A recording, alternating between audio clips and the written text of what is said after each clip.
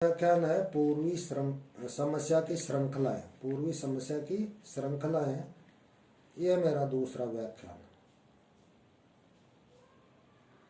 पूर्वी समस्या की श्रृंखलाओं को कई चरणों में विभक्त किया जा सकता है। संक्षिप्त विवरण इस प्रकार है।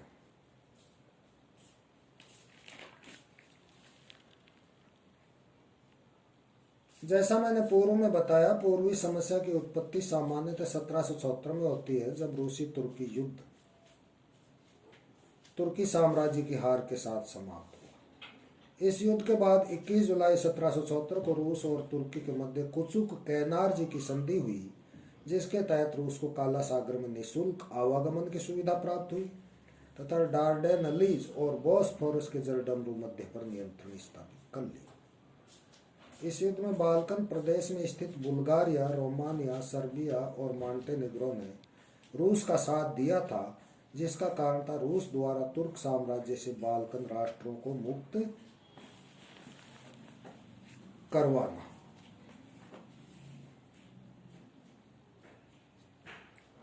तुर्की साम्राज्य के विघटन की श्रृंखला में दूसरी कड़ी सर्बिया का स्वतंत्रता संग्राम माना जा सकता है। 1804 में काराजार ने सर्बिया के स्वतंत्रता संग्राम का प्रारंभ किया। 1830 में सर्बिया तुर्की आधिपत्य से मुक्त हो गया और बेलग्रेड उसकी राजधानी बनी। पूर्वी समस्या की नेक्स्ट श्रृंखला है यूनान का स्वतंत्रता संग्राम।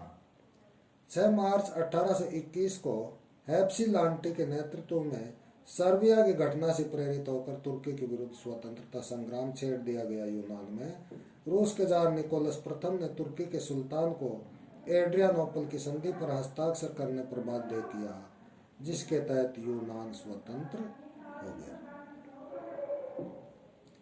तुर्की साम्राज्य के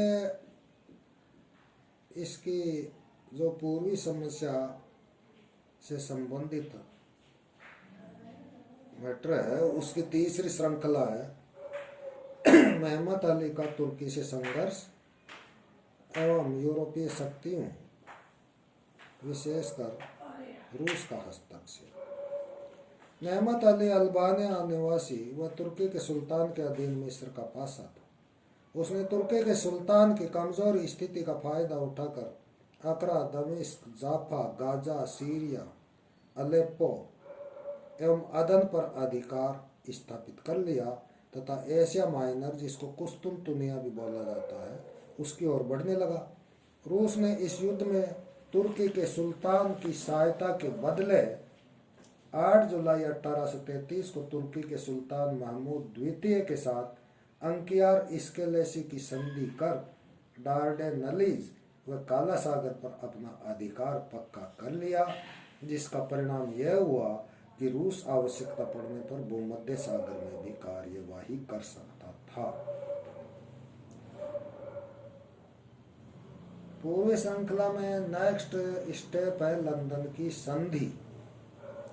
15 जुलाई 1840 को इंग्लैंड, फ्रांस व रूस ने लंदन की संधि कर मेहमत अली को मिस्र का वंशानुगत पासा और अंकारा में जीवन पर्यंत पासा मान लिया तथा जुलाई 1841 में मेहमत अली को सीरिया व त्रिविट तुर्की को सौंपने पड़े। तुर्की साम्राज्य की इस प्रकार से अखंडता तथा कुस्तुनतुनिया की रक्षा का निर्णय लंदन की संधि में किया गया।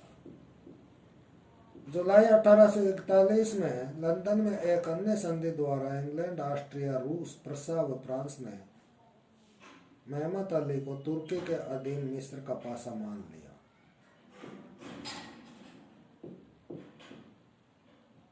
इस दूसरी संधि के तहत जो जुलाई 1841